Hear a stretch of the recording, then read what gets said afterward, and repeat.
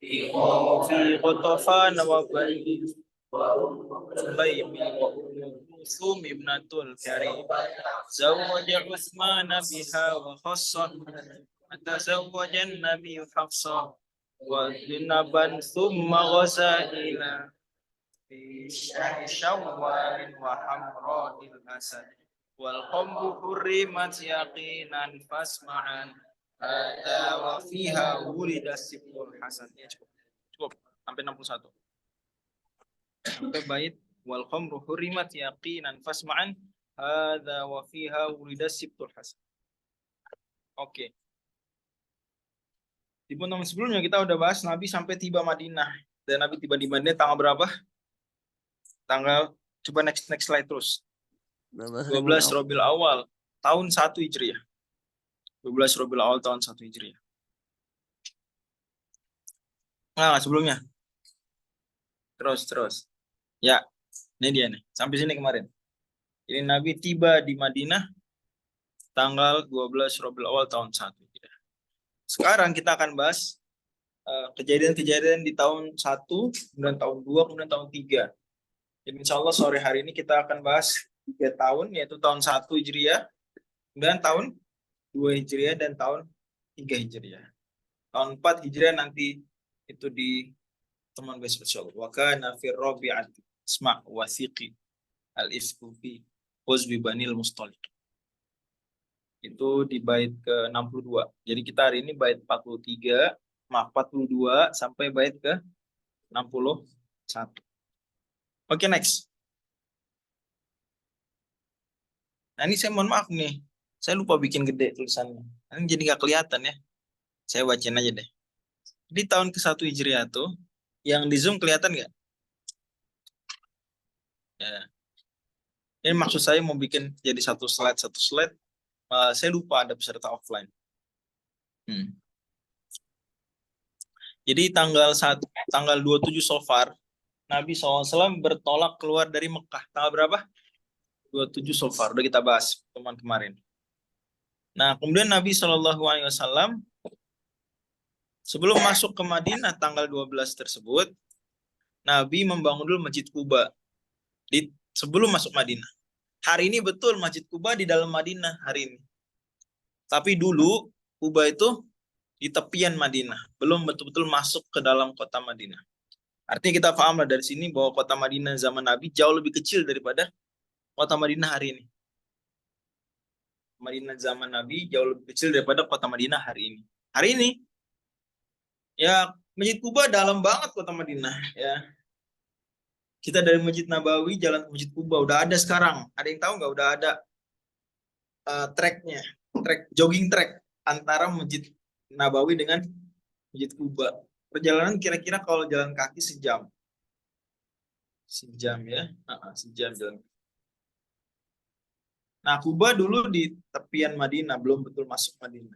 Nabi tanggal 8 Rabiul Awal bangun dulu Masjid Quba. Tanggal berapa? 8 Rabiul Awal. Tanggal 12 Rabiul Awal baru Nabi masuk ke Madinah. Kemudian Nabi SAW menyelenggarakan sholat Jumat. Waktu itu nggak di masjid sholat Jumatnya. Kayak mungkin sekarang kita bisa bilang kayak di lapangan. Sholat Jumat pertama tanggal 16 Rabiul Awal. Kenapa? Oh iya boleh. Jadi kayak bioskop. Mana? Oh itu. Kirain lampu putih dimatiin nih. Lampu ini coba. Bisa nggak? Coba aja mau ngerasain gitu gimana. Lebih kelihatan nggak? Oh, ya nggak masalah lah. Masih kelihatan dikit kok. Masih kelihatan dikit. Kelihatan nggak tapi ini? Kelihatan ya. Bagus juga panitia digedein apanya tuh. Coba bisa nggak digedein? Sampai ke dalam lagi. Itu apa sih? Kalau merek coba di tangan gini nih. Oh ini PDF kan? Nah bagus kalau PDF lebih bisa lagi ya betul. Gedein terus. Ya gitu ya. Oke. Jadi sholat Jumat pertama tuh belum ada apanya? Belum ada masjid. Barulah bangun Masjid Nabawi di tanggal 26 Rabiul Awal. Tanggal 26. Ini 14 hari, demikian dalam riwayat disebutkan dalam Tabaqat Kubro Ibnu Sa'ad, 14 hari setelah setelah Nabi tiba. 2 pekan setelah Nabi tiba baru Nabi bikin masjid. Awalnya Nabi tinggal di mana? Nabi numpang dulu di rumahnya Abu Ayyub Al-Ansari. Nabi tinggal di lantai atas. Oleh Abu Ayyub Al-Ansari, tinggal di lantai atas. Dari situ kita paham bahwa rumah para sahabat waktu itu sudah ada yang tingkat ya. Sudah ada yang tingkat. Dan Nabi nggak bermasalahkan. Jadi membangun rumah tingkat itu hukumnya nggak haram. Membangun rumah tingkat hukumnya nggak haram. Ya ini kita dauro di lantai 2, betul kan? Nantinya nggak salah kita, alhamdulillah. Itulah yang diisyaratkan oleh penulis. Akmala fil ula salatal hadari min ba'di ma jama'a fasma khobari. Setelah sudah Jumatan. Jumatannya tadi, tanggal 16 Rabiul Awal. Benar ya? Kalau Senin nyampe 12 Rabiul Awal. Jumatnya tanggal berapa? 16, benar ya? Nggak salah, alhamdulillah. Memang cocok sinkron riwayat buku-buku kitab-kitab riwayat ya. 16.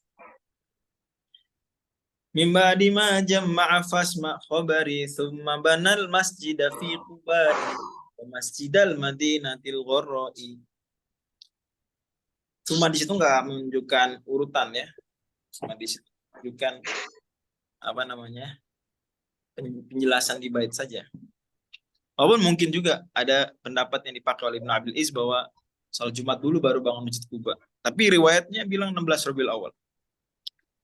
Summa badal masjida fi Qubai wa masjidal Madinatil Qurra'i. Dan bangun masjid di kota Madinah yang bercahaya. Qurra artinya apa?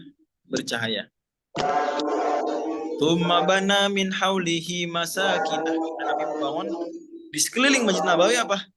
Masakinah, rumah-rumah Nabi. Jadi digeser. Lalu rumah-rumah beliau geser ke samping. Ya gitu dia. Oke. Nah, rumah-rumah di sekitar Masjid Nabawi ini adalah rumah Nabi dan nanti ditempatin oleh istri-istri Nabi. Paling dekat dengan Masjid Nabawi rumah Aisyah. Kemudian rumah Saudah. Nah, itu dulu 2 yang baru keisi. Karena Nabi nyampe Madinah, istri Nabi berapa? 2, yaitu Saudah lalu Aisyah. Tapi Aisyah duluan, Aisyah lebih dekat ke Masjid Nabawi, kemudian ini posisi Aisyah lebih depan dan Saudah belakangnya. Tapi sekitar dia di tepian samping. Jadi kalau kita di Masjid Nabawi itu makam Nabi tempatnya ada di rumah Aisyah. Nah, mundur terus ke arah lawan dari kiblat. Ke arah lawan dari kiblat berarti ke arah utara. Itu rumah Saudah. Mundur lagi rumah siapa? Hafsah. Terus begitu. Istri Nabi ninggalin rumah-rumah di samping kiri masjid. Kalau waktu kita pakai kiri kanan, itu ada di sebelah kiri masjid. Oke? Kebayang nggak? Jadi Masjid Nabawi nih. Nah, sebelah kirinya tuh rumah siapa? Istri Nabi, Aisyah, bawahnya lagi terus Saudah, terus semua nempel di samping masjid. Begitu Allah alam. Kemudian summa bana min haulihi masakinah summa ata min ba'du fi hadisanah aqallu min nisfil ladzina nasafaru ila biladil hubsyi hina hajaru. Nah, di tahun ini juga tepatnya saya nggak tahu tepatnya kapan, artinya mereka dapat info Nabi sudah hijrah, sudah sampai Madinah. Maka coba ke bawah, 33 pria dan 8 wanita yang dulu diantara dari kan dulu hijrah ke Habasyah yang kelompok kedua berapa orang? Coba kelompok pertama dulu. Kloter pertama hijrah ke Habasyah berapa orang? 12 laki-laki, 4 perempuan. Ya, 12 pria, 4 wanita. Kloter kedua 83 pria, 18 wanita. Bagus. Nah, ketika mereka mendengar Nabi sudah sampai Madinah, maka mereka 33 pria dan 8 wanita di antara mereka pulang ke Mekah, mau nyusul Nabi ke Madinah. Ngerti nggak? Pulang dulu ke Mekah, baru nyusul Madinah. Kemudian, sayangnya qadarullah ma syafaat, 9 dari mereka tertahan di Mekah. Kebayang nggak sih? Udah pulang ke Mekah, mau langsung bertolak kemana? Madinah. Tapi mereka malah di Mekah ditahan oleh sekerabatnya, keluarganya gitu, saudara. 9 orang tertahan, bahkan 2 meninggal. Nah, sisanya berhasil menuju Madinah. Ngerti ya? Pertanyaan saya, berarti masih ada nggak Muslim di Habasyah? Masih ada nggak? Masih ada. Wallahu a'lam. Ya.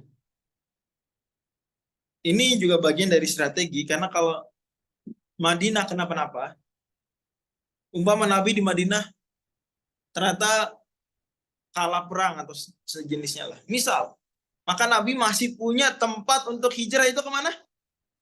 Ke Habasyah. Ini Nabi juga tidak bilang, oh udah bersih-bersih. Gak ada lagi tinggal di Habasyah. Semua pindah ke Madinah. Tapi Nabi menyisakan sebagian di, atau setidaknya kaum muslimin juga berpikir, kita jangan semuanya langsung ke Madinah bro. Tahan dulu. Kita sebagian saja ke Madinah nyusul. Nanti kita lihat Madinah gimana perkembangannya tahun ke tahun. Kalau lancar dan settle udah kuat, barulah sisa kaum muslimin dari Habasyah juga apa? Hijrah ke Madinah. Dan memang betulan nanti tahun 7 Hijriah itu baru lengkap semua muslimin Habasyah itu pindah langsung ke Madinah, direct. Jadi udah nggak lagi transit ke Mekah. Tapi langsung apa? Direct Madinah. Kayak umroh aja direct Madinah. Gitu. Jelas ya?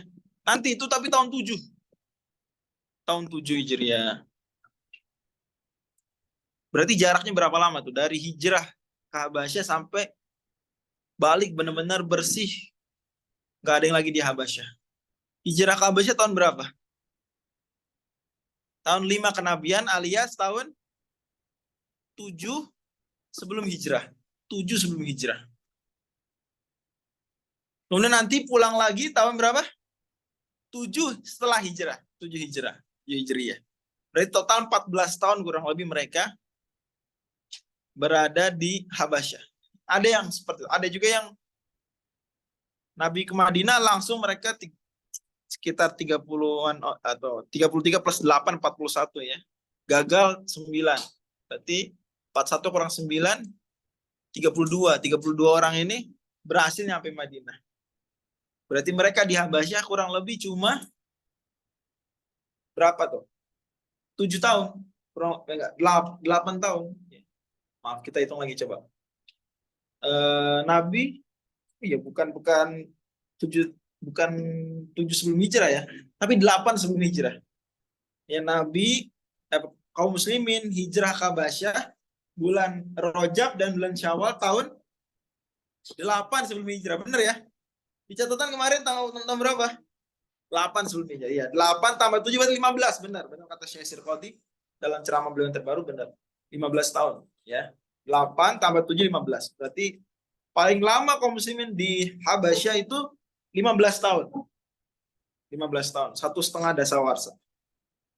Tapi ada juga di antara kaum muslimin yang sudah duluan nyusul ke Madinah, itu awal Nabi nyampe Madinah, saya sendiri nggak tahu perkiraannya bulan apa, sudah nyari-nyari belum dapat, ya. Tapi tentu butuh waktu. Jadi nggak Nabi nyampe tanggal 12 Rabiul Awal langsung telepon, woi nyampe alhamdulillah. Nggak gitu kan? Untuk nyampe informasi tersebut ke Habasyah butuh berapa lama? Ya misalnya 2 bulan lah. Jadi Anda jangan bayangkan langsung nyampe video call Nabi sama orang-orang di Habasyah. Alhamdulillah kita sampai dengan selamat.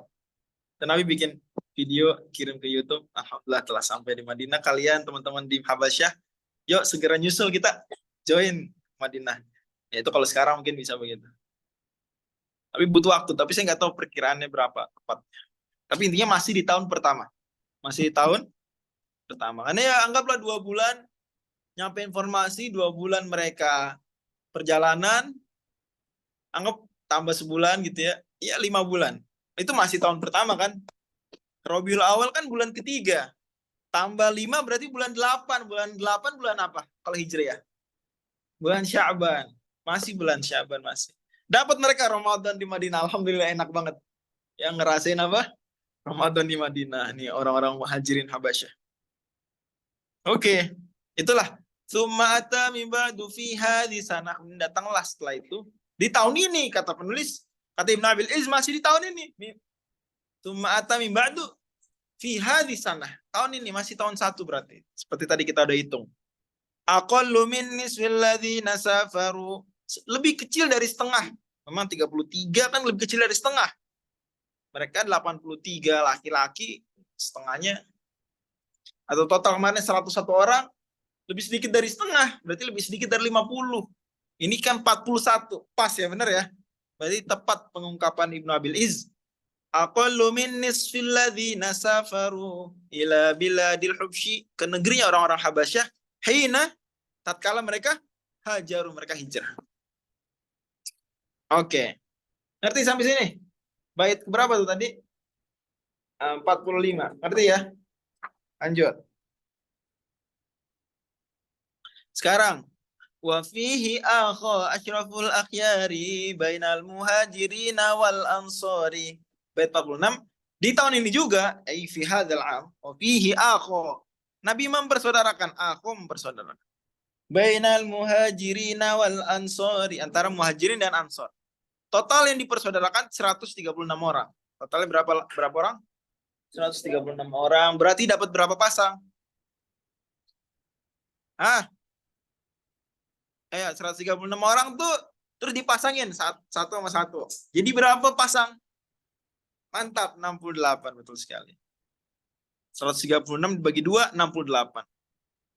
68 pasangan. Di antaranya Umar dan Abu Bakar. Kemudian Ubay bin Ka'ab dengan Thalha bin Ubaidillah. Bilal dengan Abu Ubaidah dan seterusnya dan seterusnya. Ada namanya saya sebutkan di slide penjelasan. Dan ini, Masya Allah, hikmahnya adalah agar mereka 2 orang ini saling bersaudara, saling memperhatikan satu sama lain. Karena mereka mau menyesuaikan diri di Madinah. Kita aja kalau baru masuk pondok, itu butuh sama senior, ya enggak? Yang ngawasin kita. Contoh anak baru di Karim. Kan dia butuh senior yang ngayomin gitu ya. Bener nggak? Kamu gimana, setorang apalah? Gimana? Udah nyaman belum di sini? Lah Madinah juga gitu. Apalagi orang muhajirin datang punya rumah nggak? Punya rumah. Kalaupun bawa duitnya bisa bawa banyak nggak? Nggak bisa. Biasanya duit dulu bentuknya apa duit? Emas kan? Ini kalau uang logam, ya tentu harta nggak cuma duit. Tapi anggaplah kita bilang dulu harta yang berupa uang. Uang logam. 1 koin, dinar, bobotnya berapa gram? 4,25 gram, Mas. 4,25 gram. 10 dinar berarti, kita anggaplah kita genapin 4 dulu ya, biar gampang hitungnya. 10 dinar berarti 40 gram. Oke? Berarti kalau mau bawa 1000 dinar, bawa berapa? 4.000 gram. 4.000 gram sama dengan 4 kilogram. Oke, itu 1000. Kalau mau bawa 2000, 8 kilo.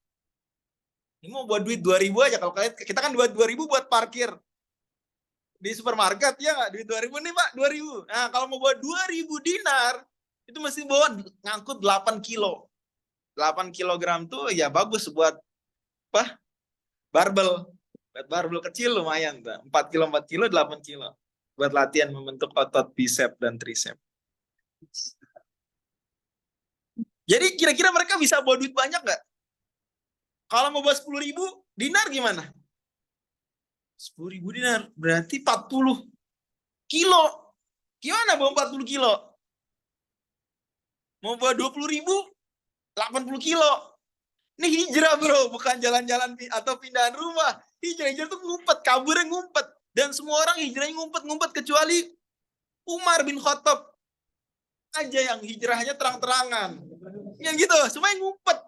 Bisa nggak ngumpet-ngumpet bawa 40 kilo emas? Nggak bisa. Jadi mereka ya kebayang pergi bisa bawa banyak jilbab, bisa nggak bawa banyak jilbab? Kan akhwat kalau mau jalan-jalan mesti bawa banyak jilbab, bawa banyak baju. Bisa nggak? Bisa. Orang kabur ngumpet-ngumpet, kalau ketahuan bawa tas gendong gede, mau hijrah ya, tangkap. Jadi mereka harus pura-pura biasa-biasa aja gitu. Nggak bawa tas atau bawa tas kecil atau kantong apa. Ya udah jalan gitu. Ustaz bukannya bisa bawa kartu kredit, kartu debit. Ya itu zaman sekarang bisa kartu debit atau bawa GoPay aja, simpen duit elektronik. Sekarang bisa gitu, BNI Tap Cash misalnya. Ya, e-money. Dulu enggak. Jadi ya kalau mereka dulu di Mekah orang kaya, nyampe Madinah, ya balik miskin lagi. Contoh Abdurrahman bin Auf. Abdurrahman bin Auf kaya raya, tapi nyampe Madinah miskin. Sampai ditawarin, kamu mau nggak nih untuk modal awal? Saya kasih harta saya setengah. Saya kasih istri saya satu, kan istrinya dua. Saudaranya si Abdurrahman bin Auf. Rumah saya kita bagi dua rumah. Abdurrahman bin Auf nggak mau. Kata beliau apa? Barakallahu laka fi malika walakin dulani ala suq. Kasih tahu aja pasar di mana. Kira Abdurrahman bin Auf pergi ke pasar. Tangan kosong. Kemudian nawarkan diri jadi sales. Datang dia ke salah satu toko, kamu mau nggak saya bantuin cariin pembeli? Oh iya, tapi ada fee-nya. Ya nggak masalah. Berapa persen? Ya sekian. Abu Abdurrahman bin Auf cariin. Yo, beli kan gitu. Di pasar suka ada yang gitu nggak? Mari. Gitu. Nah, dulu Abdurrahman bin Auf gitu. Kan nggak butuh modal gitu kan. Yang penting jago dia nawar dan jago nawarin ya. Tawarin, wah ini di bawah dia bawa orang. Gitu ya. Suka gitu nggak kalian lihat di pasar? Ya kita ditarik, nyari apa mas? Tarik, dia nggak punya toko, dia bawa doang ke toko. Ntar kalau kita jadi transaksi, dia dapat fee, betul nggak? Nah begitu Abdurrahman bin Auf. Sampai akhirnya Nabi ketika mergokin Abdurrahman bin Auf, sudah ada bercak kuning di baju beliau. Wah, kamu nikah ya? Karena bercak kuning ini bercak parfumnya perempuan, ya, make upnya perempuan. Nah Abdurrahman bin Auf ketahuan nikah nih berarti nih. Udah punya duit berarti. Kamu ngasih mahar apa? Kata Abdurrahman bin Auf, wazna nawatin min zahab. Emas seberat 1 biji korma. 1 biji korma kalau kita timbang, ya mungkin 2 gram. 2 gram emas misalnya. 2 gram emas. Nah itu begitu. Jadi mulai dari nol. Jadi hijrah itu nggak gampang. Zaman sekarang aja nggak gampang, apalagi zaman dulu. Zaman sekarang aja, kita kalau pindahan rumah, nyari teman baru, ya nggak? Kalau bisnis, buka toko baru, ya mesti punya pelanggan baru, betul nggak? Menyesuaikan diri lagi. Mungkin dulu udah terkenal tokonya, rumah makannya, dia pindah lagi, harus buka baru lagi. Gak gampang. Gak gampang hari. Bisa dimengerti ya? Itulah. Jadi Nabi persaudarakan, supaya bisa saling membantu. Bisa ngasih tumpangan tempat tinggal. Jadi sahabat awalnya numpang dulu. Numpang, ngumpulin duit, sampai punya duit sendiri, baru beli tanah, baru apa? Bangun rumah, gitu mungkin. Kebayang seperti itu. Wa fihi akha asyraful akhyari bainal muhajirin wal ansari. Lanjut. Summa bana bibnati khairi. Ntar dulu, belum. Masih tahun 1. Summa bana bibnati khairi sahbihi. Nabi tinggal serumah dengan putrinya sahabat terbaik beliau. Siapa? Aisyah. Di bulan Syawal, tepatnya dalam buku sejarah disebutkan bulan Syawal. Wa syuri'al adzanu faqtadi bihi, dan disyariatkan azan. Azan disyariatkan tanggal 27 Rabiul Awal. Jadi bait ini saya mengurutkan urut kronologis, di baitnya kadang nggak ngurut sesuai dengan kecocokan bikin bait aja, karena gak gampang bikin gurindam kan. Kadang-kadang harus disesuaikan, diputer-puter. Toh beliau nggak bilang urutan-urutannya begini dan begitu. Dia hanya ngomong aja dan. Nah, kita yang ngurutin. Saya ngurutin berdasarkan sumber-sumber sejarah yang menentukan tanggal atau bulan. Memang saya waktu itu nih tahun 2021 nyari betul-betul, berusaha nyari sampai tanggal. Kalau dapat, kalau nggak dapat ya udah bulan minimal, harus gitu. Kalau nggak dapat ya udah Yang penting tahun 1 kan. Disyaratkan azan. Oke, lanjut. Tahun kedua. Berarti tadi kita sudah sampai bait yang ke-47 ya. Wa ghazwatul abwa ibadu fi safar. Hadha wa fi thaniyatil ghazwu ishtahar. Ila buatin thumma badrin wa wajab. Tahawulul qiblati fi nisfi rajab. Tahun kedua Hijriah, yang pertama terjadi perang Abwa. Ya. Di bait yang ke 48. Wa ghazwatul abwa ibadu fi safar. Di bulan Safar. Nah, di bulan Safar nih Nabi pertama kali perang. Gunanya ghazwa disebutnya. Nabi betul-betul ikut perang Abwa. Abwa ini tempat wafatnya siapa? Ibunda Nabi SAW. Masih ingat nggak? Ya. Wabada sitin ma'asyahrin ja'i wafatu ummihi alal abwa'i.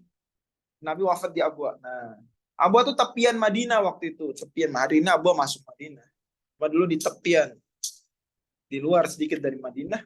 Nabi SAW perang ke tempat tersebut, ke Abwa.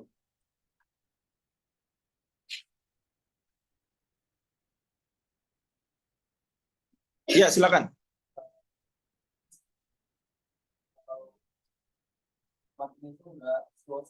Iya.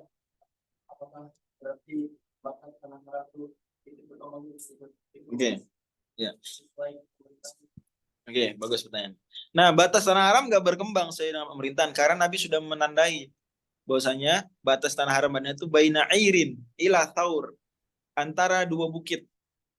Madinah sekarang meskipun gede, makin gede, tapi tetap belum nyampe bukit tersebut. Tetap bangunan-bangunan. Artinya Nabi seolah-olah sudah menggariskan tanah haram Madinah itu lebih gede daripada Madinah sendiri waktu itu. Jelas ya? Jadi pahami nggak? Jadi sampai sekarang batas haramnya Madinah pun itu udah ditentuin dari Nabi. Baina airin ila saur, antara bukit, 2 bukit, air dan saur. Bukit air dan bukit saur. Ada batasnya kelihatan sekarang dikasih tulisan. Batas tanah Madinah masih perumahan-perumahan masih di antara 2 bukit tersebut. Adapun batas tanah haram Mekah, maka udah ditentuin juga. Bahkan terus turun-temurun batasnya dicek dan ditandain sejak zaman dulu Nabi Ibrahim alaihissalam. Ya, Nabi Ibrahim sampai sekarang. Dulu Nabi Ibrahim batasin mungkin luaran Mekah. Sekarang batas haram lebih kecil daripada kota Mekah. Jadi di Mekah batas tanah haram tuh lebih kecil daripada Mekah. Gitu ya. Ada batasnya kelihatan. Kita masuk Mekah nih. Baru masuk Mekah, belum masuk tanah haram. Ntar ada batas tanah haram, ada tulisannya. Allah. Ya. Nah, ini ya jadi Ghazwatul Abwa Nabi SAW. Sebentar. Ini dia. Perang. Situ.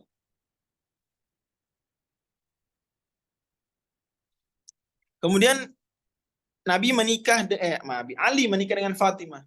Fatimatin ala aliyil qadri wa ursut tuhri Fatimatin ala aliyil qadri. Itu enggak disebutin bulan apa di bait, tapi dari buku sejarah disebutkan itu di bulan Safar. Itu di bulan Safar. Jadi bulan Safar perang Abwa, dan juga kejadiannya apa lagi? Ali radhiyallahu anhu menikah dengan Fatimah radhiyallahu anha. Bulan Safar tahun berapa nih? Tahun 2, coba diturunin sedikit. Tahun 2, enggak tuh, maksudnya masih lihat atas. Ya, tahun 2. Bulan Safar tahun 2. Fatimah lahir tahun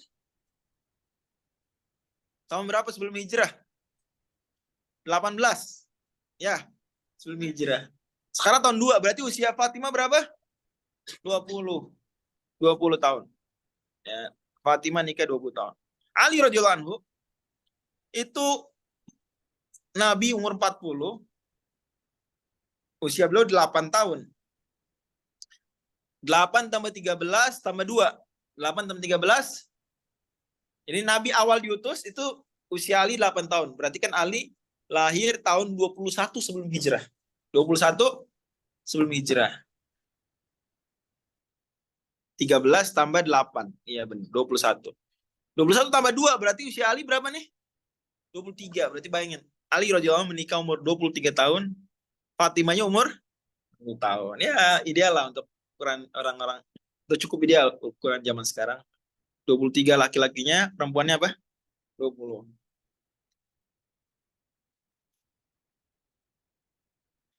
Kemudian di bulan Rabiul Awal itu ada Badr, perang Badr tapi ula. Tsumma Badrin wa wajab. Tadi kan disebutkan gitu. Tsumma ata min ba'du fi hadhihi sana qallu min nisfi alladhina safaru ila biladil hubsyaina jar wa fi akha ashraful akhyari bainal muhajirin wal ansari wa ghazwatul dan seterusnya wa ghazwatul abwa ibadu fi safar hadza wa fi thaniyatil ghazwu ishtahar ila buwatin tsumma badrin. Nah, tsumma badrin di sini bukan Badr kubro tapi Badr al-ula istilahnya, Badr kecil. Bulan Rabiul Awal. Tsumma badrin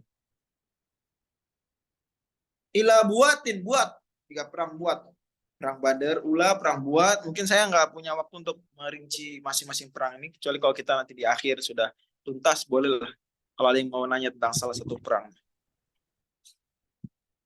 Riwayatnya saya bawakan di file, bisa dibaca nanti riwayat masing-masing perang. Ila buatin summa badrin wa wajab tahawulul qiblati fi nisfi Rajab. Nah, memang 15 Rajab itu berubah kiblat, tahawulul qiblah, pengubahan kiblat fi nisfi Rajab, di pertengahan bulan Rajab. Bulan al-kiblat. Jadi Rabiul Awal Badr ula, Rabiul Akhir perang buat, ya. Kemudian Rajabnya pengubahan arah kiblat. Min ba'di dzil usyairi ya ikhwani. Setelah, jadi pengubahan kiblat itu setelah perang Dzil Usyair. Memang perang Dzil Usyair sebelumnya, yaitu bulan Jumadil Akhir. Ini pas banget Imam Ibnu Abil Aziz bawakan. Wa fardu syahri saumi fi Sya'bani. Bulan Sya'ban kewajiban puasa Ramadan. Bulan Sya'ban tahun 2 Nabi mengumumkan bahwa telah diwajibkan puasa Ramadan. Turun ayat berarti misalnya syahrul Ramadan alladzi unzila fil Qur'an hudal linnas wa bayyinatin minal huda wal furqan faman syahida minkum syahra falyasumhu. Bulan Sya'ban. Wal ghazwatul kubra allati bi Badri. Dan baru perang Badar Kubra. Fi yaumi apa fi sabiin, gimana? Wal ghazwatul kubra allati bi Badri fi sabi isyah fi saumi ya fi saumi fi sabi asyri syahri. Bang perang Badar Kubra, Badar yang kita bilang Badar aja, maka Badar Kubra maksudnya terjadi di Fisaum, di bulan Ramadan. Fisa bi asyri syahri, di tanggal 17 bulan tersebut. 17 Ramadan, dan itu juga tanggal 17 Ramadan juga dulu kita ingat turun pertama kali surat apa? Al-Alaq ayat 1 sampai 5 ke Nabi sallallahu alaihi wasallam. Tapi tanggalnya yang sama dan harinya sama-sama Senin. Adapun tahunnya beda. Itulah sebagaimana Allah firmankan di awal juz yang 10, wa ma anzalna ala abdina yaumal furqan yaumal taqal jam'an. Perang Badar Kubra. Bisawmi fi sabi asyri syahri wa wajabat fihi zakatul fitri min ba'di asyrin bilayalin. Min ba'di asyrin gimana? Wa wajabat fihi zakatul fitri ba'di badrin bilayalin asyrin. Ba'di badrin bilayalin asyrin. Dan wajiblah pada bulan tersebut juga zakat fitrah. Boleh disebut fitrah, boleh fitri. Zakatul fitrati atau zakatul fitri. Wajabat fihi zakatul fitri min ba'di badrin, setelah perang Badar bilayalin asyri, 10 malam. Berarti Badar tanggal 17 Ramadan, berarti zakat fitri kapan wajib? 27 Ramadan. Memang pas ini akhir-akhir Ramadan baru diumumkan wajib zakat. Makanya sampai mazhab Hanbali saja mengatakan tidak sah zakat fitrah di tanggal 27, paling cepat tanggal 28. Itu mazhab Hanbali. Tapi mazhab yang lain bilang boleh dari tanggal 1, nggak masalah. Boleh dari tanggal 1. Terus, di badrin bilayalin asyri. Wa fi zakatil mali khulfun fadri. Dan dalam zakat mal ada khilaf, khulfun, ada perbedaan. tahun berapa? Tapi penulis karena menaruhnya di tahun ini, maka beliau menguatkan zakat mal wajibnya tahun 2. Coba terus bawah. Saya makanya tapi saya nggak tahu tanggal atau bulan apa. Walaupun ada kemungkinan dia berbarengan dengan kewajiban zakat fitri, ada kemungkinan. Wa fi zakatil mali khulfun fadri wa ma tatibnatun nabiyil barri ruqayyatun qabla ruju'is safri zaujatu Utsman wa ursut tukri. Ya. Di apa namanya? Tadi sampai mana tadi kita? Wa fi zakatil mali khulfun fadri udah ya tadi ya. Wa ma tatibnatun nabiyil barri. Meninggal. Wa matat ibnatun nabi, putrinya nabi, al-barri, nabi yang baik. Yaitu siapa? Ruqayyatun, Ruqayyah wafat. Qabla ruju'is safri, sebelum tibanya pasukan Badar pulang. Ya, saya memperkirakan tanggalnya bisa tanggal 17 juga, bisa tanggal 18, tergantung. Ya, tapi amannya saya bilang aja bulan Ramadan. Bulan Ramadan ala, Ruqayyah wafat. Istrinya siapa Ruqayyah? Utsman. Memang Utsman perang Badar nggak ikut. Utsman waktu perang Badar ngurusin istri yang lagi sakit.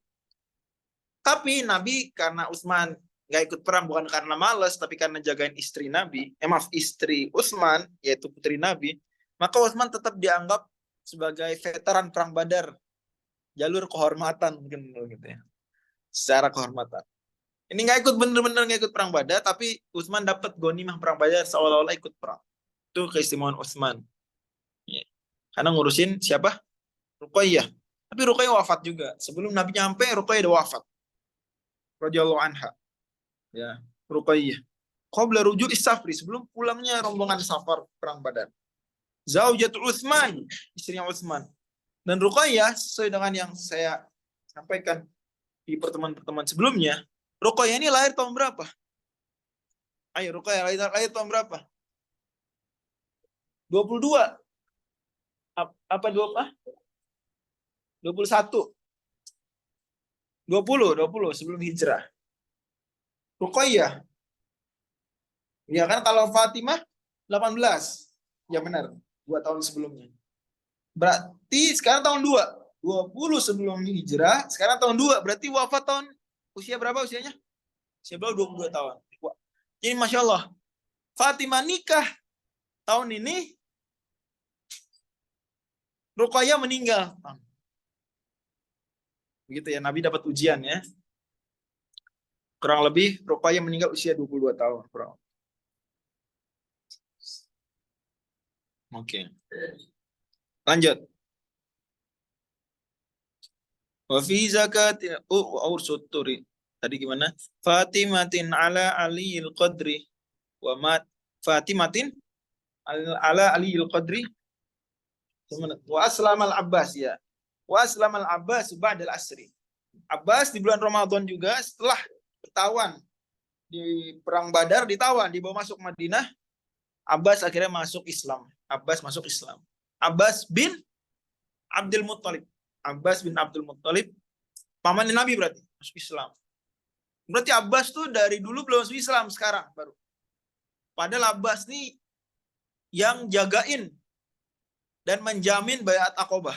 Abbas hadir baiat Aqobah, tapi Abbas belum Muslim waktu itu. Ya, ada hikmah juga agar pembelaan Abbas terhadap Nabi mirip pembelaan Abu Thalib. Jadi tidak dianggap bias. Pembelaannya objektif, yang kelihatannya begitu oleh masyarakat. Ini kalau Abbas Muslim, ya Abbas juga diserang, ya nggak? Abbas belum Muslim, Abbas ya dihormatin. Tapi Abbas belain Islam, ngejagain baiat Aqobah. Gitu. Beliau yang ngasih izin baiat Aqobah, mungkin bisa bahasanya begitu. Walaupun sembunyi-sembunyi, tapi kan tetap harus ada yang jagain. Abbas yang jagain, ikut serta. Abbas juga bahkan mewanti-wantiin anak-anak Madinah waktu itu. Nih keponakan saya akan saya serahkan kepada kalian. Kalian jagain. Abbas bilang gitu. Abbas nanti perang Badar ikut lawan orang Islam. Tapi kalah, ditawan. Alhamdulillah nggak mati. Alhamdulillah nggak meninggal. Radhiyallahu anhu. Abbas masuk Islam. Tapi Abbas Islamnya sembunyi-sembunyi. Pulanglah Abbas ke Madinah. Abbas punya anak namanya siapa? Abdullah bin Abbas. Abdullah bin Abbas tuh anaknya Abbas. Abdullah bin Abbas. Wa aslamal Abbas ba'dal asri. Wa Qainuqa ghazuhum fil isri. Wa Qainuqa dan perang Bani Qainuqa ghazuhum memerangi mereka fil isri setelah itu. Ini setelah perang Badar. Perang Badar bulan Ramadan. Maka perang Bani Qainuqa memang bulan Syawal. Demikian dalam buku riwayat. Bulan Syawal tahun 2. Bani Qainuqa siapa sih Bani Qainuqa? Bani Qainuqa itu satu dari 3 kabilah Yahudi terbesar di Madinah. Satu dari 3 kabilah terbesar Yahudi di Madinah, which is Bani Qainuqa, kemudian Bani Nadir, kemudian Bani Quraidah. Bani Qainuqa, Bani Nadir, dan Bani Quraidah. Pertama Bani Qainuqa. Mereka sebenarnya itu sudah menandatangani piagam Madinah. Awal-awal Nabi tiba Madinah, Nabi bikin piagam Madinah. Di mana suku-suku besar Yahudi, termasuk yang kecil-kecil bahkan, itu turut ikut serta dalam perjanjian. Termasuk Bani Qainuqa. Inti dari isi piagam Madinah adalah saling antar pemeluk agama yang berbeda ini saling jaga aman, saling menghormat, saling bertoleransi lah bahasanya lebih bagusnya. Kemudian juga kalau Madinah diserang, mereka saling membela. Tapi Bani Qainuqa berkhianat. Justru malah Bani Qainuqa ingin merusak hubungan tersebut. Oknum Bani Qainuqa ada yang menggodain, ya, membuka aurat seorang perempuan yang sedang belanja di pasar. Tidak ada seorang perempuan belanja di pasar, kemudian dipegang keroknya gitulah, semacam roknya dipegang, jalan terbuka, marah si perempuan ini, malu. Kemudian orang Islam yang di pasar itu marah ke orang Yahudi, berantem lah. Bani Qainuqa yang lain belain si Yahudinya. Wah, akhirnya pasar rame. Nah, diusutlah, akhirnya memang Bani Qainuqa nih dianggap mengkhianati perjanjian, dan banyak lagi keburukan mereka. Diperangilah mereka oleh kaum muslimin Bani Qainuqa. Dan mereka akhirnya kalah Bani Qainuqa. Wa Qainuqa ghazuhum fil isri. Itulah kata penulis. Wa Qainuqa ghazuhum fil isri. Jadi Nabi nggak jahat sama orang Yahudi, Yahudi yang jahat sama Nabi Shallallahu Alaihi Wasallam.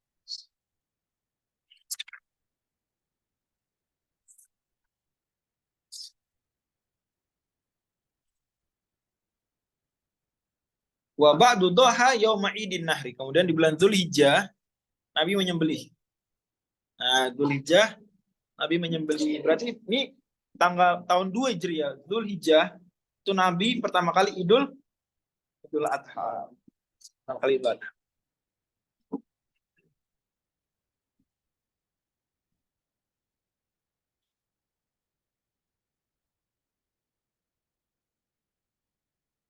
Ya.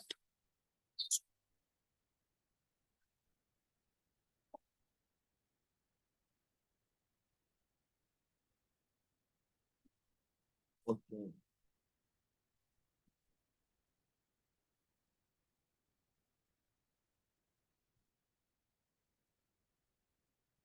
Dikepung lah si Bani Qainuqa berhari-hari.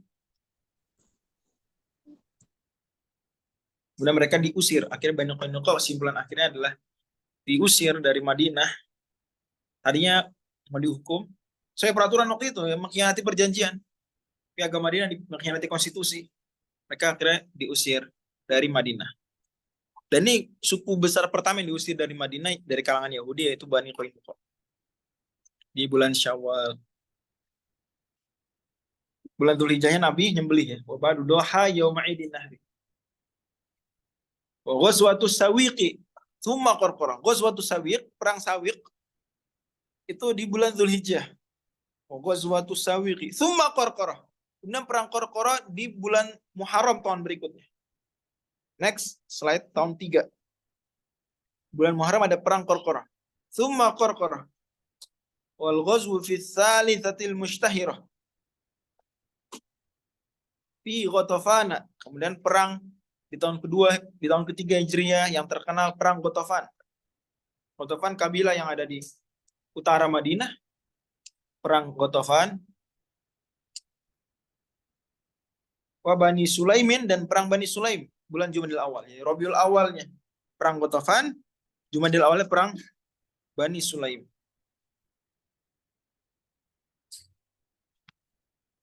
Ya, cuma ada yang nanya. Oke. Poin 12, zakat mal bersamaan dengan hari raya kurban. Enggak, saya nggak bilang bersamaan. Saya cuma nggak tahu zakat mal tuh bulan apa. Kemungkinan besar bulan Ramadan, cuma nggak yakin aja. Mungkin besar bulan Ramadan, jadi bisa ditaruh di bulan Ramadan. Tapi kemungkinannya. Kemudian kurban di bulan Zulhijjah. Bulan Zulhijjah tahun 2. Begitu. Kalau nggak saya kasih bulan, berarti saya agak keraguan. Ada pertanyaan di luar tema dari saudara Rifki? Artinya boleh ya, bayaran upah dengan persenan boleh. Dengan persenan boleh. Oke, lanjut. Wa Ummu Kulsum ibnatul Karimi. Dan Ummu Kulsum, putri dari Nabi yang mulia, zawaja Utsman biha wa khas. Beliau apa? Menikah dengan Utsman. Siapa Ummu Kulsum ini, siapa nih? Siapanya Nabi Ummu Kulsum? Putri Nabi. Putri Nabi yang keberapa? Kalau dalam hitungannya Ibnu Abil Is, dia putri Nabi yang terakhir. Setelah siapa berarti? Setelah Fatimah. Coba dicek catatan. Ummu Kulsum itu lahir tahun berapa? 14. Ini setahun sebelum Nabi diutus. Setahun sebelum Nabi diutus. 14. Sekarang tahun 3. Berarti usianya berapa dinikahin oleh Utsman? Lahir tahun 14 sebelum hijrah. Kemudian sekarang tahun 3 Hijriah. Berarti berapa tahun?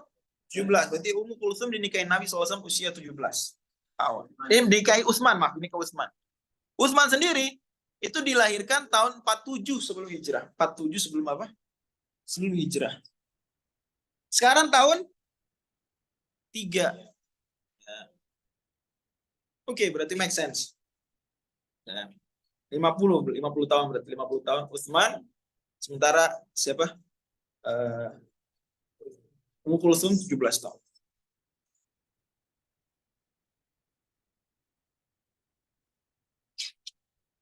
Oke.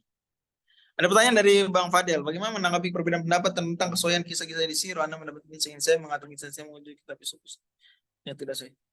Jadi skeptis belajar Sirah? Enggak, tidak sahih. Jadi kalau Sirah itu lebih gampang, lebih ringan daripada hadis biasa. Kalau hadis biasa syarat ketat. Kata Imam Ahmad, kami kalau terkait dengan hadis biasa kami ketatkan. Tapi kalau syaddatna. Tapi kalau terkait dengan Sirah, terkait dengan hadis tafsir kami longgarkan. Jadi ada standar agak beda. Nah, agak kurang tepatnya adalah sebagian peneliti itu menerapkan standar ilmu hadis untuk hadis-hadis hukum terhadap hadis-hadis apa? Sirah, riwayat-riwayat sirah. Ini satu kekeliruan. Karena jadinya kalau gitu sebagaimana kata Imam Az-Zahabi, kata Al-Hafidz Az-Zahabi, sejarawan terkenal, murid Syekhul Islam Ibnu Taimiyah. Kalau diterapkan standar ilmu hadis terhadap sirah, hilang setengah sirah. Hilang setengah sirah. Jadi nggak apa-apa menggunakan riwayat yang tidak begitu sahih untuk sirah, karena fungsinya hanya untuk menyambung saja bagian-bagian yang kita udah tahu. Kita tahu bahwa Utsman nikah dengan Ummu Kulsum. Itu tahu kita. Ya nggak? Fix itu. Tapi misalnya, kapannya? Nah, kan ringan soal kapan. Betul nggak? Soal kapan ringan nggak? Ini gampang lah, beda bulan, salah hatta salah tahun pun nggak begitu masalah. Jadi sirah kenapa gampang? Karena dia terkait dengan kisah saja untuk melengkapi puzzle-puzzle dari riwayat-riwayat yang sahih. Nggak apa-apa pakai yang tidak begitu sahih. Dia nggak palsu kok, nggak sampai palsu, tenang. Jadi hadis doif atau riwayat doifah itu nggak palsu. Palsu masuk kategori doif, tapi doif belum tentu palsu. Nah, belum tentu palsu, berarti ada nggak kemungkinan benernya? Ada kemungkinan benernya. Itu pun lagi-lagi kalau dia doif. Menurut ilmu sirah. Nyatanya dia belum tentu doif dalam standar ilmu sirah. Ilmu sirah standarnya lebih ringan. Lebih ringan. Kalau ada yang bilang, Ustaz, tapi kan kita juga bisa ngambil hukum dari sirah. Tapi dia sebagai sumber, bukan primer. Sifatnya hanya menguatkan saja apa yang sudah terpapar dalam dalil-dalil yang yang jelas, ayat atau hadis yang sahih atau hasan. Begitu ya. Wallahu a'lam. Jelas nggak soal ini yang lain? Jika ada riwayat disebutkan tabiin langsung tanpa riwayat sahabat, boleh diambil. Kalau sirah itu nggak masalah. Kan mereka orang yang ngalamin ceritanya. Tabiin dengar dari sahabat, sahabat yang ngalamin ceritanya. Nah, sering riwayat dari tabiin itu, mereka nggak nyebutkan ini dari sahabat, tapi jelas mereka dapat dari sahabat. Lagian juga, mereka jaraknya dekat dengan era sahabat. Kayak kita lah, kita suka nggak kita cerita tentang ya G13 PKI. Kita cerita langsung cerita. Saya nggak bilang saya meriwayatkan dari siapa, nggak. Saya cerita aja. Tapi akurasinya masih bisa dipertanggungjawabkan karena saya lahir masih merasakan ayah saya ngerasain G13 PKI. Jadi masih make sense. Begitu ya. Jadi tabiin ketika, apalagi tabiin lebih dekat lagi. Saya mungkin berdekade-dekade jarak dengan kejadian G13 PKI. Tapi sahabat yang bersama tabiin ada yang lahir seperti misalnya Sa'id bin Musayyib lahir tahun 15 Hijriah. 4 tahun setelah Nabi wafat, Sa'id bin Musayyib. Dan banyak tabiin lahir sebelum Nabi wafat. Banyak juga tabiin lahir dan sudah balik, Nabi sudah diutus. Ini tabiin banyak juga yang senior sebetulnya, ngerasain masa-masa sirah. Artinya ketika tabiin meriwayatkan langsung kejadian sirah tanpa refer ke sahabat, itu tidak difahami sebagai hal yang pasti salah. Lah Ibnu Abbas aja, itu banyak riwayat sirah dari Ibnu Abbas, dari Aisyah. Padahal gak semua hal disaksikan Ibnu Abbas langsung. Ibnu Abbas dari sahabat senior. Aisyah dari sahabat senior atau dari istri Nabi yang lain. Tapi sah nggak masalah. Ya betul, Anda bisa bilang bahwasanya mursal tabi'in beda dengan mursal sahabat, betul banget. Tapi lagi-lagi ini masalah sirah. Pun mursal tabi'in pun banyak yang menerima dari kalangan sahabat. Dari kalangan ulama. Madzhab Hanafi dan madzhab Maliki menerima hadis mursal. Hadis dalam hukum diterima, apalagi dalam sirah. Ngerti ya?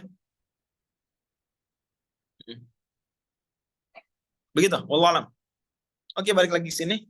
Mudah-mudahan yang lain ngerti apa yang saya maksud. Ya, jazakallahu khair.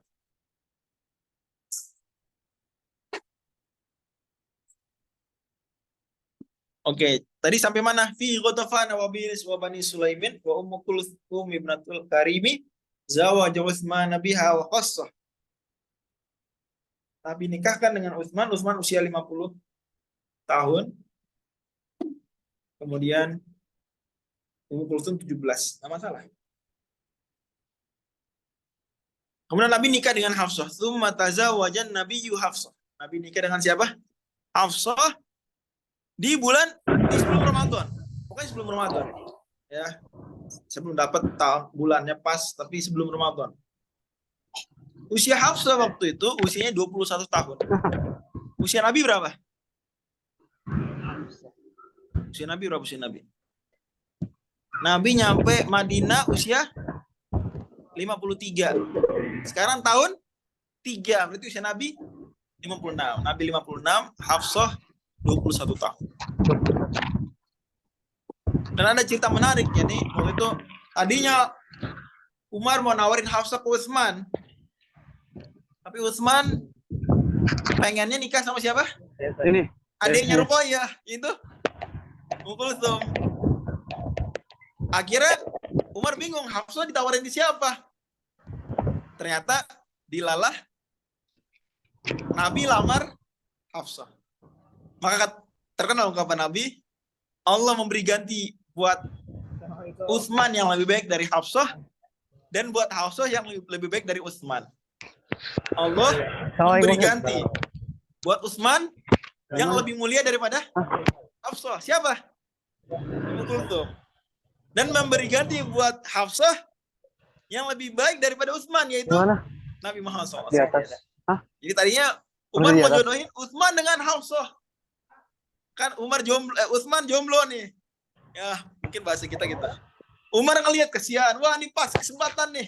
Hafsah juga ada menjanda. Akhirnya Hafsah ditawarin lah oleh Umar ke Utsman.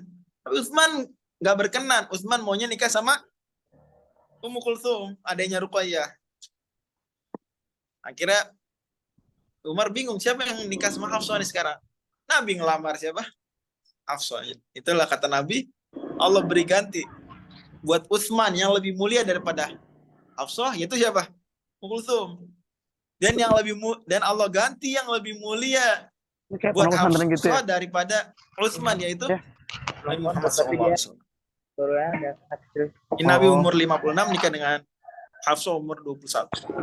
Jadi dari sini nggak tepat kalau dibilang Nabi itu nikah dengan nenek-nenek. Gitu. Nabi nikah lagi tapi dengan nenek-nenek. Itu nggak tepat banget kalau dimutlakan begitu ya. Ada yang udah tua, betul. Misalnya siapa yang udah tua dinikahin sama Nabi? Kita udah belajar Saudah. Berapa umur Saudah waktu dinikahin? 66. Nah, itu benar, bolehlah sah disebut lansia. Tapi Hafsah 21. Wah, mahasiswa dong. Lagi skripsian. Gitu. Oke.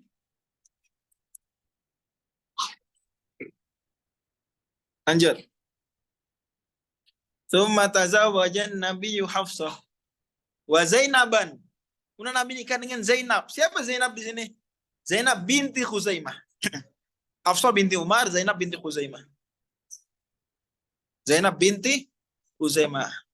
Zainab binti Khuzaimah waktu itu dinikahi nama Nabi di bulan Ramadan. Dan usia Zainab 29 tahun. Usia Zainab berapa? 29 tahun. Usia Nabi 56, 29. Jadi nanti Nabi punya dua Zainab, punya istri dua orang namanya Zainab. Cuma gantian. Yang pertama Zainab binti Khuzaimah. Nanti Zainab binti Jahash. Nanti insya Allah kita belajar teman besok. Insya Allah. Jadi banyak Zainab di sekitar Nabi ya. Yang Zainab. Makanya ada hadis Nabi ketika Aisyah bilang, itu ada Zainab di pintu. Kata Nabi, ayu Zayanibi. Zainab yang mana? Kata Aisyah, Zainab imra'atu bin Mas'ud. Zainab istrinya bin Mas'ud. Zainab lagi yang lain. Jadi menarik. Ada hadis ayu Zayanibi. Zainab yang mana? Saking banyaknya namanya Zainab waktu itu.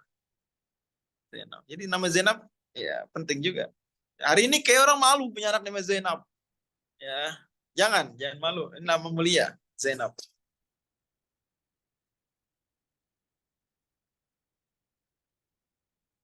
Lanjut ya.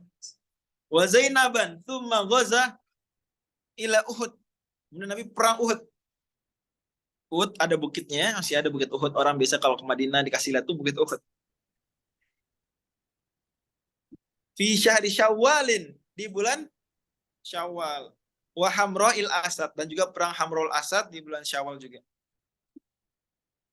Wal khamru hurrimat yaqinan, dan khamr diharamkan secara yakin di bulan Syawal juga. Fasma'an. Karena pengharaman khamr itu setelah perang Uhud. Khamr baru diharamkan setelah perang Uhud. Dan khamr sebelum haram berarti apa? Halal. Ya.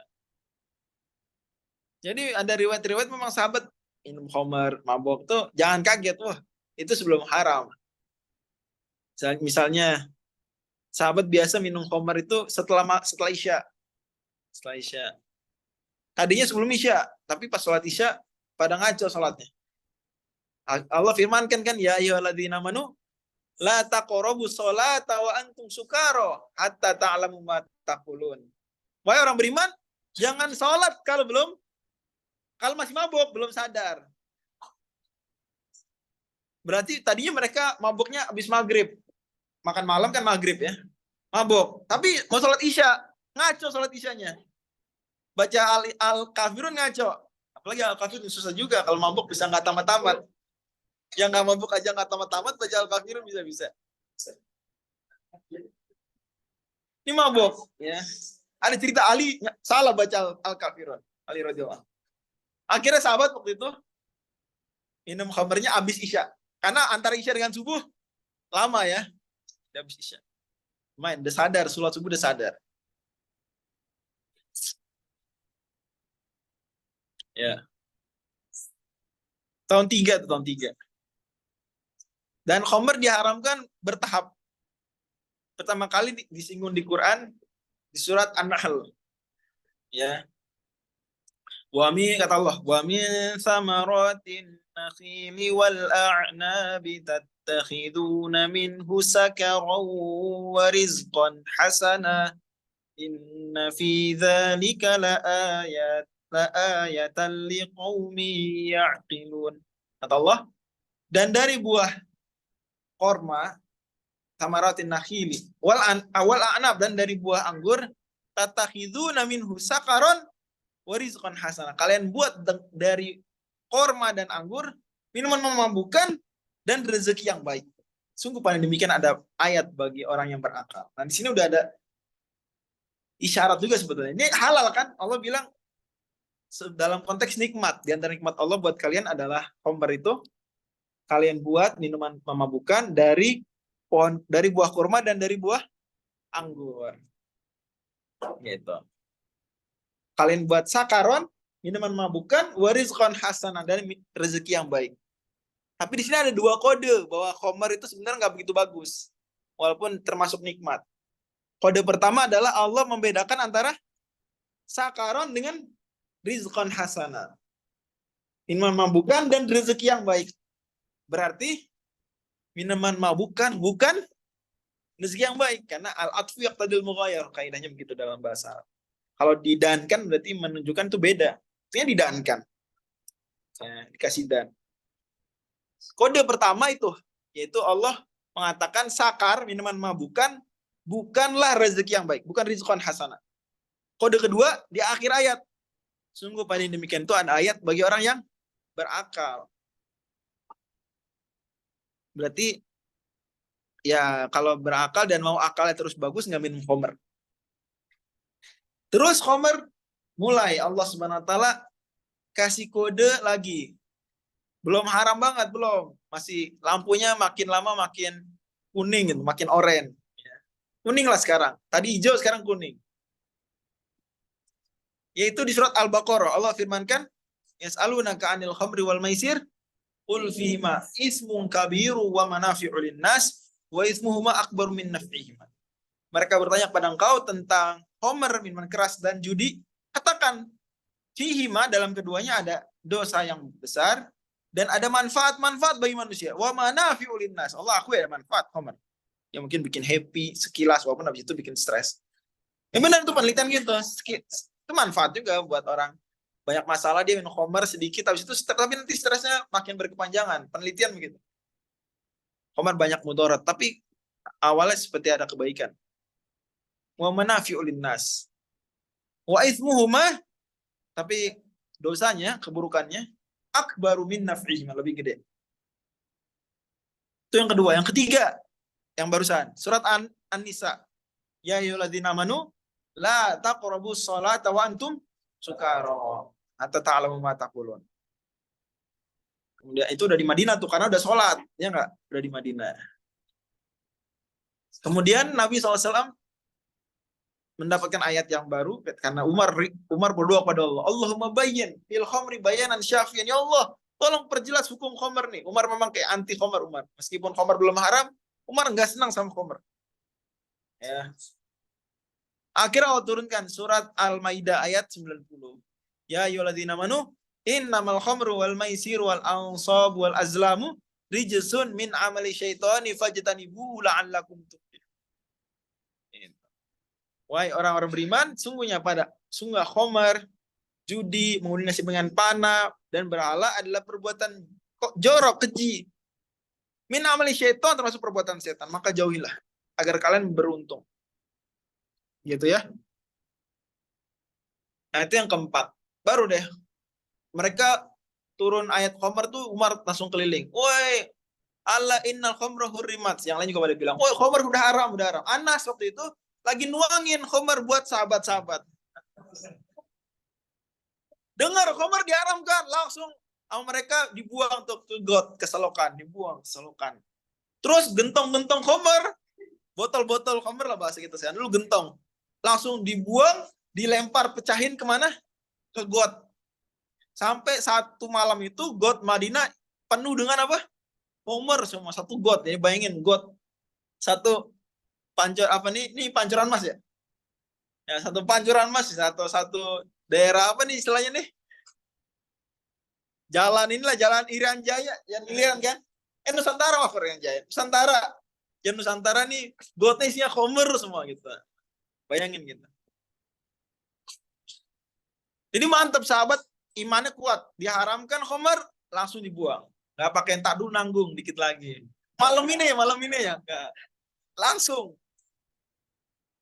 dibuang. Itu di bulan Syawal bukan? Bulan Syawal. Mungkin orang habis Ramadan kan pengen puas-puasan itu. Haram Homer. Nah, itulah ujian keimanan. Nah, di sini kok kita belajar selain kekuatan iman sahabat yang begitu mantap meninggalkan haram sami'na wa ta'na, langsung taat tanpa taat, ya. Nurut tanpa tapi, apa sih kata sebagian ustadz tuh. Nah, itu juga karena proses panjang. Artinya Khomar baru haram kan tahun 3 Hijriah. Nabi diutus tahun 13 sebelum hijrah. Berarti berapa tahun Nabi jadi nabi dan Khomar baru haram? Berapa tahun? 16 tahun. Itu kalau lahir anak tuh udah SMA tuh. 16 tahun. Baru haram tuh Khomar. 16 tahun. Dalam 4 fase, ya enggak? Tadi saya sudah singgung, 4 fase. Jadi dari ayat An-Nahl, ayat Al-Baqarah, ayat An-Nisa, lalu ayat Al-Maidah. Proses. Makanya kata Aisyah, kalau seandainya yang pertama turun tuh kan kepada Nabi, yang pertama turun adalah ayat-ayat tentang surga, neraka. Sehingga iman sahabat kuat dulu, baru dikasih larangan-larangan, siap menerima. Kata Aisyah, kalau yang turun pertama kali ayatnya adalah jangan minum khamar, niscaya kami akan berkata, kami nggak akan berhenti khamar. Karena dilarang sebelum imannya kuat. Kata Aisyah lagi, kalau yang ayat pertama turun, jangan, pokoknya haram-haram yang lain ya, maka kami juga nggak akan tinggalin. Berarti di sini kita ngerti bahwa berdakwah itu, dakwahnya para nabi, termasuk Nabi Muhammad SAW, adalah dakwah yang prioritas pertama terhadap tauhid dan juga pensucian jiwa. Tauhid dan apa? Pensucian jiwa. Tauhid dulu. Isi dengan iman. Iman sebelum Quran. Ini tauhid dulu sebelum hukum-hukum. Bicara hukum-hukum. Tauhid dikuatkan. Masuk pensucian jiwa. Karena kalau akidah sudah bagus, maka akan ngikut akhlak. Akan bagus juga.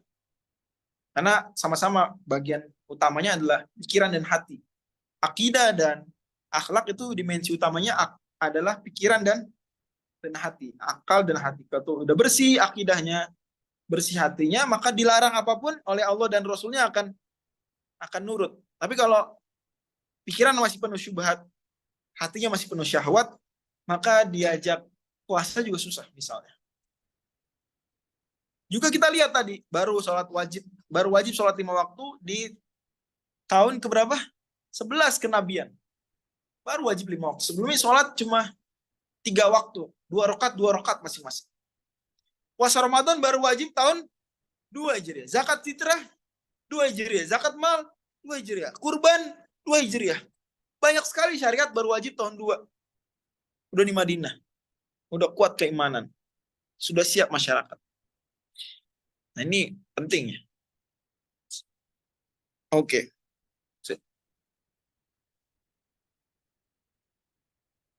Nah, ada pertanyaan. Apa bisa kita terapkan di masyarakat suku pedalaman yang masih akrab dengan sejenis khamar? Betul, kita bisa terapkan, tapi bukan dengan kita bilang khamar itu halal.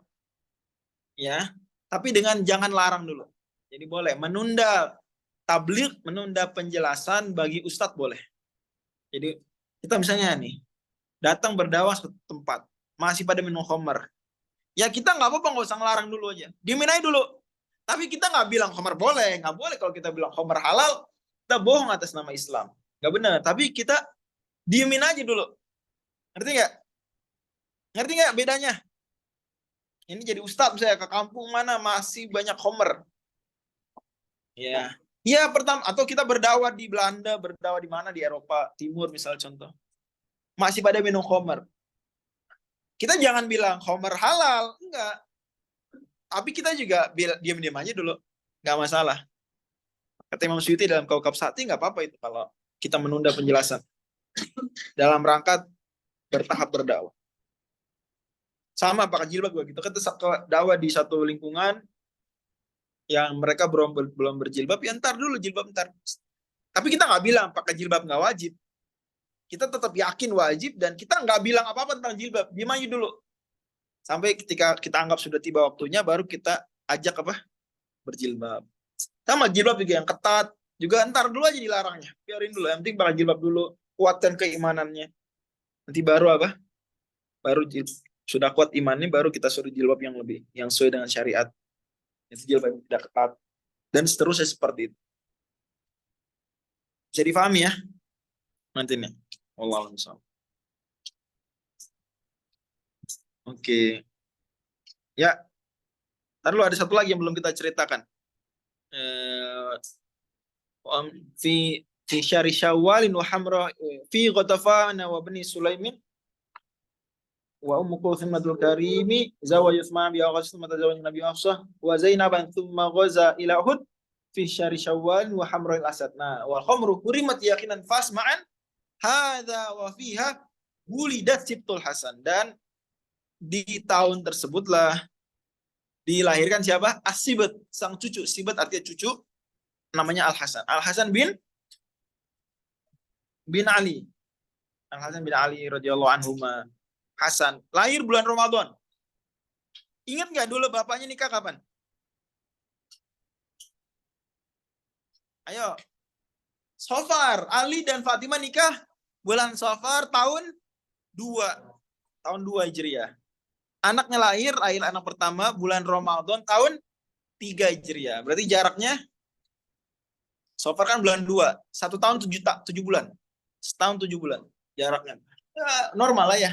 Seperti itu memang biasanya. Wallahu a'lam. Ya, silakan kalau ada yang mau didiskusikan. Hari ini kita pas 17.30. Apa tidak termasuk takhil bayan an waqtil hajah? Hajah itu kalau di waktu tasyri' butuh untuk apa namanya? Dikerjakan. Kemudian Nabi ditanya atau Nabi punya kewajiban untuk menjelaskan waktu butuh, maka Nabi jelas. Kalau ini enggak, kita nggak ditanya, kita nggak diminta penjelasan. Cuma kita datang ke masyarakat melakukan keharaman. Maka itu kata Imam Suyuti di usul fikih nggak disebut dengan takhir bayan an waqtil hajah, disebut takhir tabligh aja, takhir tabligh, nunda penyampaian. Kalau kita ditanya kita bilang aja khamar ya, atau kita bilang khamar haram. Kita bilang khamar haram. Jujur aja nggak bisa bilang khamar halal, khamar haram. Ya tapi kalau Anda belum siap meninggalin khamar ya mudah-mudahan dekat waktu siap. Begitu bilangnya misalnya. Gitu ya. Wallahu a'lam. Ada pertanyaan? Apa dalil secara eksplisit menyebutkan bolehnya Nabi menikah lebih dari 4 istri? Yang pelajari mengenai sunnah Nabi belum menemukan dalilnya. Baik, dalilnya bisa di surat Al-Ahzab ya. Ya ayuhan Nabi, inna ahlalna laka azwajaka allati ataita ujurahunna wa ma malakat yaminuka mimma afa Allahu 'alaika wa banati 'ammika wa banati khalika wa banati khalatika allati hajarna ma'aka wa imra'atan mu'minatan iwa bas nafsal nabi naro dan nabiyyu an yankiha khalisatan laka min dunil mu'minin. Itu dalil. Itu dan dalil yang lain ya. Ijma juga itu jadi dalil kan. Sunnah Nabi ketika ada yang datang istrinya 10, Nabi suruh bilang amsik arban wa farik sa'irahun. Tahan 4, ceraikan yang lain. Lah Nabi istrinya sendiri lebih dari 4. Dia nggak bilang Nabi sendiri, antum sendiri Nabi. Karena paham itu khusus Nabi. Sahabat Nabi juga yang lain paham. Dan nggak ada sahabat lebih dari 4 istri. Itu saudara Fadil ya. Apakah anak sebelum balik jangan banyak larangan hukum tapi fokus tauhid dan tazkiyatun nufus? Betul sekali bisa begitu. Tapi yang besar-besar hukum diajari ya, seperti pertama persiapan dia balik penting. Ya. Dan anak kalau kelihatan melakukan haram kita wajib melarang. Itu poinnya. Anak kita masuk rumah tiba-tiba melakukan keharaman gitu ya, kita tegur, kita nggak boleh diemin. Tapi ketika awal-awal dia tumbuh, belum waktunya, kita nggak usah jelasin berapa yang haram, berapa dosa besar. Fokus pada tauhid, dia tahu bahwa Allah Subhanahu wa taala yang Maha tahu, Maha sayang, Allah ngelarang sesuatu pasti itu yang terbaik buat manusia, gitu. Apa hikmah Nabi nikah lebih dari 4 istri? Hikmahnya, nanti kita akan lihat banyak hikmahnya. Misalnya saat perang Bani Mustalik, So, kalau sekarang Hafsah misalnya, sekarang istri Nabi belum lebih dari 4 kan? Jadi belum bisa ditanyain. Berapa istri Nabi sekarang sampai saat ini? Sampai episode kita kali ini berapa? Baru 4, belum 3, baru 4. Jadi belum relevan pertanyaannya. Nanti insya Allah baru kelihatan hikmahnya. Nah, kalau lebih dari 4 nanti pertemuan mendatang kita akan cerita. Tapi nikah baru lebih dari 4. Gitu ya. Itu misalnya nikah dengan Juwairiyah. Wow, langsung apa? Satu kabilah bebas merdeka. Itu hikmah Nabi. Ya. Dan juga di antara hikmahnya adalah agar yang menyampaikan urusan privat Nabi itu lebih banyak. Jadi kita dapat cara mandi Nabi dari Aisyah, juga dari Ummu Salamah. Dapat ininya ajaran Nabi tentang haid juga dari istri-istri Nabi yang banyak. Betul dominan Aisyah nanti. Tapi istri Nabi yang lain juga riwayatnya berarti. Hafsah ada riwayatnya, Zainab ada, lain-lain ada riwayatnya. Kan urusan dalam rumah sahabat lain nggak ngelihat, ya nggak? Maka dengan memperbanyak saksi mata di rumah Nabi yang meriwayatkan akhlak Nabi yang mulia juga apa? Juga banyak. Bahkan jumlahnya mutawatir. Karena yang ngelihat adalah 9 orang minimal. Mutawatir kan? Sehingga akhlak Nabi yang mulia, kemudian apa yang Nabi lakukan dalam rumah, sanatnya mutawatir. Dan Nabi nggak bisa tuh di luar rumah jadi Nabi, dalam rumah sebenarnya saya bukan Nabi. Nggak bisa. Karena yang meriwayatkan itu 9 istri. Semua yang ngelihat. Kalau Nabi ternyata pura-pura jadi Nabi, di luar doang ngaku-ngaku Nabi, di dalam ternyata setan, di dalam ternyata penjahat, nggak bisa karena 9 saksi. Mereka semua sepakat meriwayatkan Nabi, benar-benar Nabi, luar dalam. Bahkan Aisyah ketika ditanya, bagaimana akhlak Nabi di rumah? Jadi sebutnya yang bagus-bagus, ya nggak? Coba kita, kalau istri kita ditanya, gimana suami di rumah? Pasti cerita yang jelek mungkin. Biasanya gitu kan, suami saya tukang tidur. Gitu, misal contoh. Jadi itu diantara hikmahnya Allah Al-Bisawab. Oke ya, kita tutup ya. Silakan. Subhanakallahumma wa bihamdika. Assalamualaikum warahmatullahi wabarakatuh.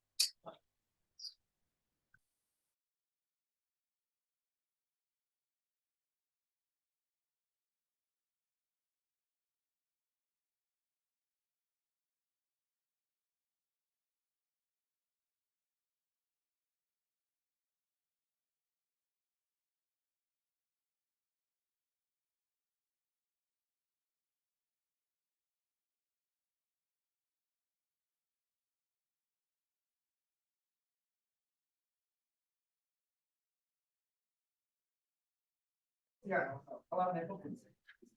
Karena orang Depok udah banyak paparan-paparan aku kebaikan dari mana-mana. Ini justru lebih tegas begitu. Tapi kalau kita mana gitu?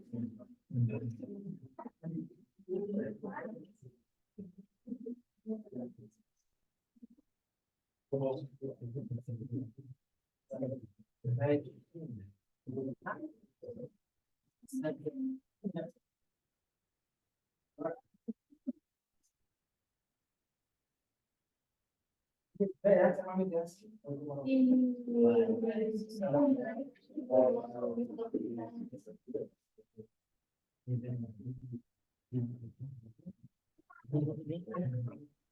Ini mana tadi?